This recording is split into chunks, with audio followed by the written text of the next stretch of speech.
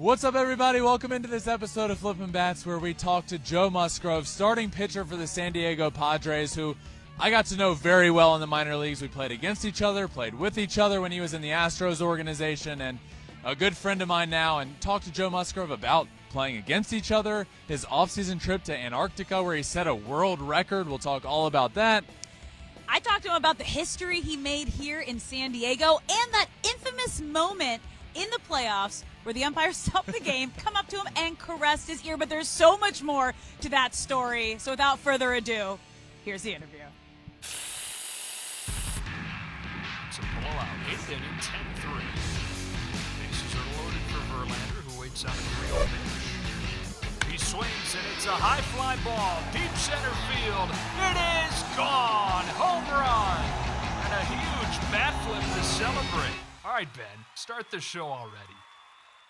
All right, we're here with Joe Musgrove, starting pitcher for the Padres. First off, Joe, thank you so much for joining. This is Yeah, gonna be look a at blast, us, dude. man. We've come a long way Look from at us. playing in Connecticut and you punching me Dodge out in Stadium, Connecticut? yeah, to the big leagues. Oh, wait, what? You guys played against each other? That's how I know him Oh, so yeah. well. I didn't Oh, know yeah. you knew him so well. Yeah. Okay, I love Couple all the nights at the connections Mohegan we're having Sun, here right couple now. games out there. Mohegan Yeah. Sun, yeah, responsibly. Oh, epic. Of course, Responsibly. absolutely, yeah. I walked 8 miles back to our hotel after I lost all my money at like 5 in the morning one night there. That's my story about Wait, Connecticut. that's real? Oh, yeah. 8 Wait, miles? Me and our trainer, I won't mention his name at the time, but yeah, our strength coach, me and him spent all night there, and we ended up walking The home. visiting team hotel. Lost all our money. And the visiting walked team home in hotel misery. is nowhere close to the No, Mohegan not at team. all. No, it's deep. It's deep.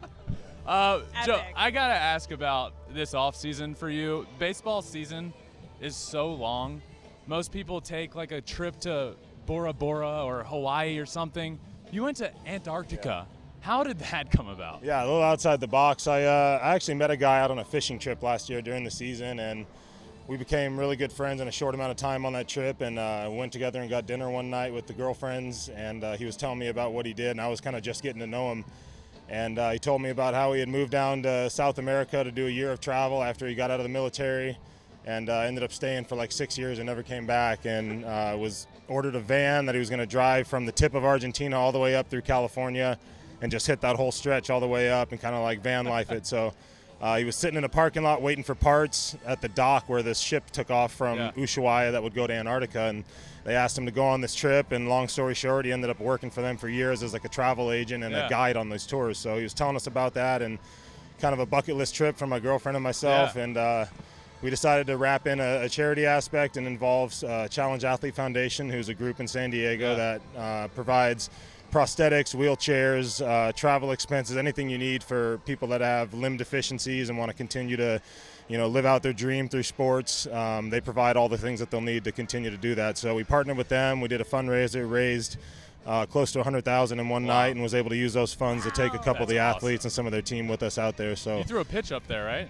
we did, yeah. We were, we weren't getting as much traction as we thought we would initially with the whole idea of the trip and selling it as a trip with Joe Musgrove and the CAF athletes down there. So we threw a little twist in there and decided to set a world record for the fastest pitch on the continent of Antarctica.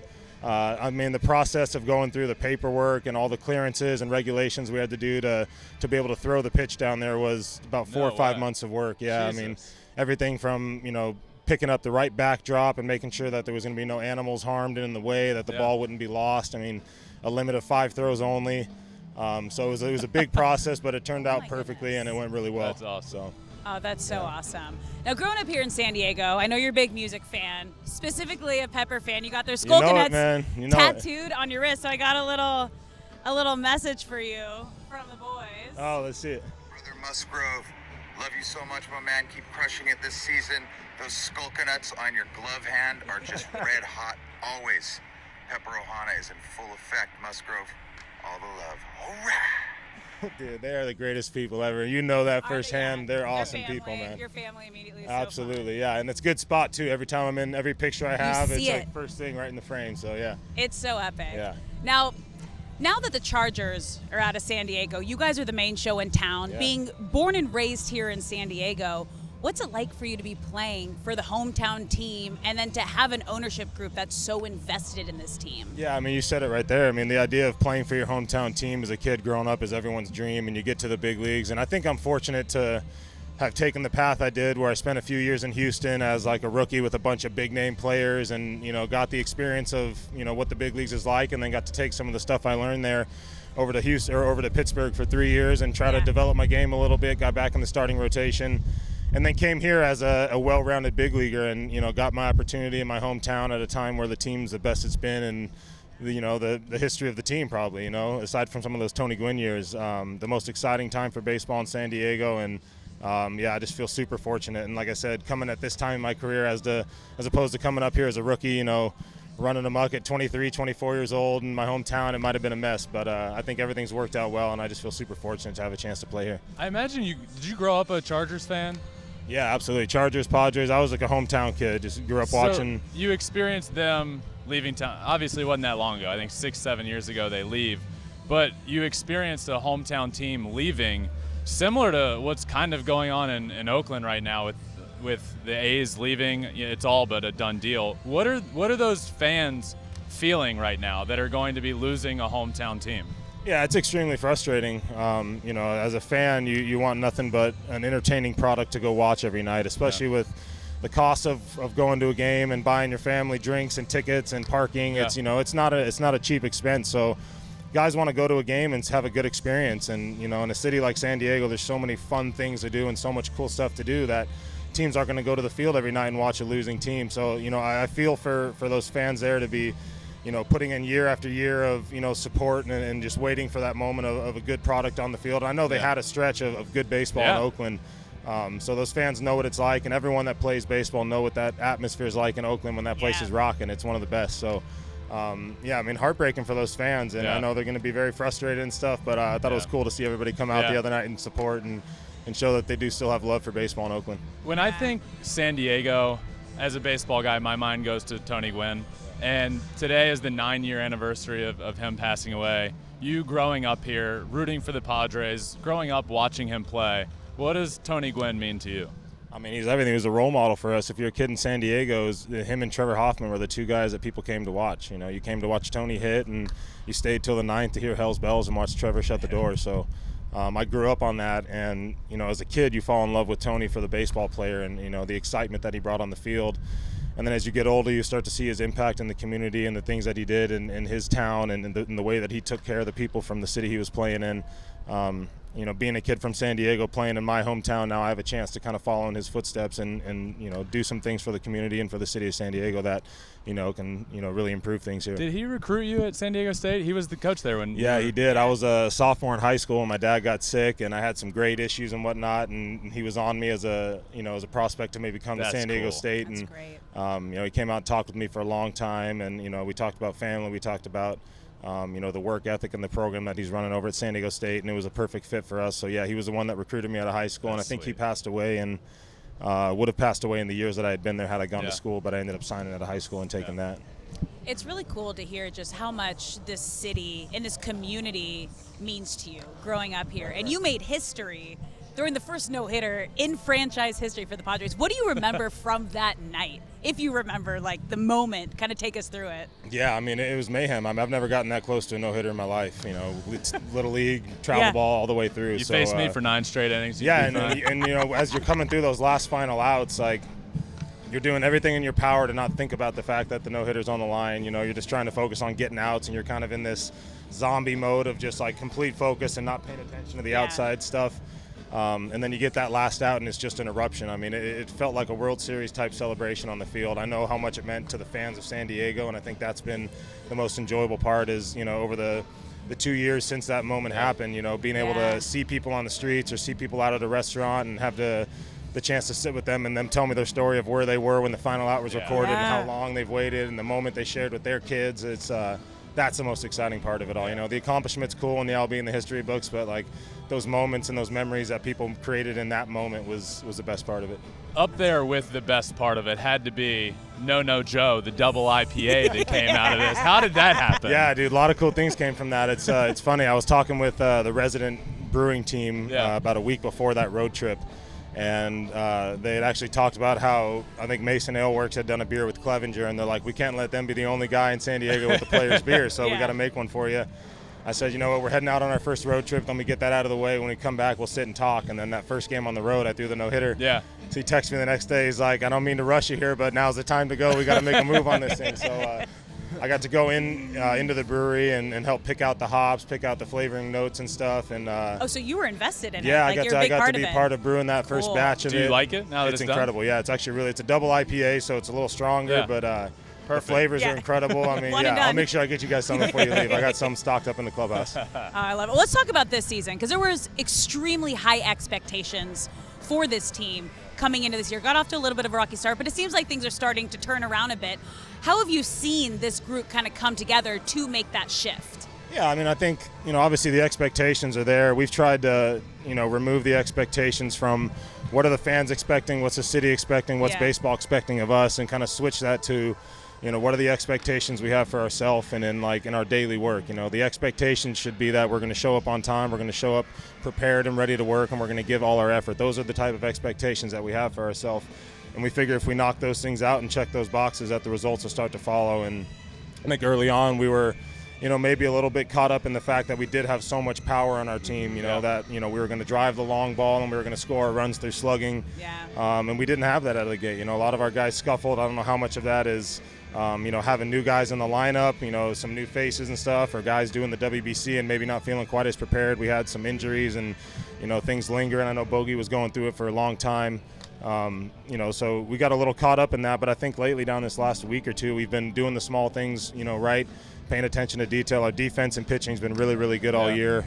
We've just struggled to find some consistency in our offense. So we've been doing the little things right. We're moving runners over. We're hitting the ball the other side of the field. We're laying off those tough pitches now. I think we're just putting together all around better at bats and kind of passing that baton to the next guy. I got to ask about Tatis. He's one of the most exciting players in the world, but he moves from a position in shortstop to right field and immediately becomes one of, if not the best, defensive right fielders in the game of baseball right now.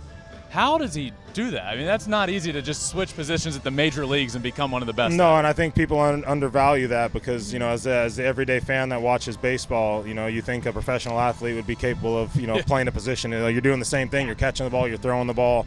But there's very different responsibilities. There's different reads to take. Reading the ball off the ground compared to reading the ball in the air is very different. Understanding, the stadiums that you're playing in and the flow of wind. Is the ball pushing back towards play? Is it pushing out of play? There's so many things that people don't, see and realize. And, Toddy's one of the fastest adjusting people I've ever seen at the positions that he's played.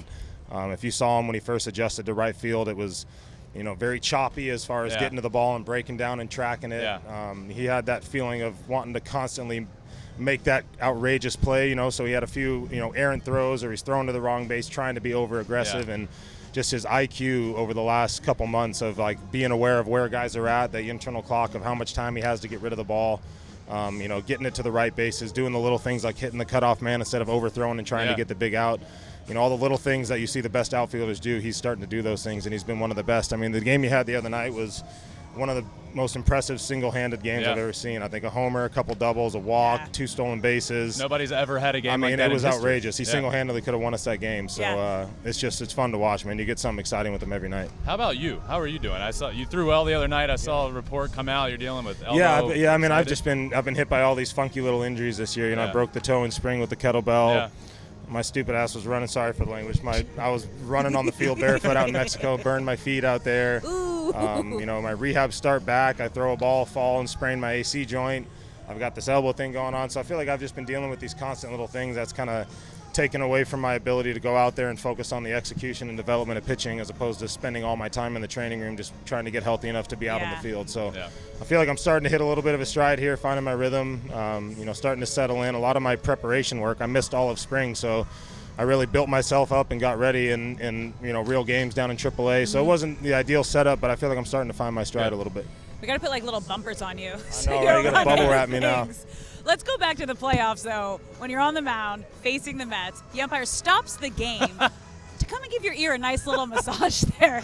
We were hysterically laughing. Just take us through what was going through your mind as this is going down. Yeah, I mean, I was so locked in that moment. That was, the most stressful preparation I've ever had for a start, Not only the fact that it's an elimination game and our season's hanging in the balance, but I'm the hometown kid that gets the ball in the biggest situation of the year, and a do-or-die game, and just the emotion going through that game. It's something I haven't told many people, but somebody, got a hold of my cell phone number, and that got passed around a little bit, so I got 20, 30 calls in the middle of the night. I turned my phone off. My hotel phone started ringing, just people trash talking and telling me how much I'm going to suck the next day. So that rattles me up a little bit. Oh, this was the night before. This is the night before I started, like 2, 3 in the night. I unplugged the hotel phone.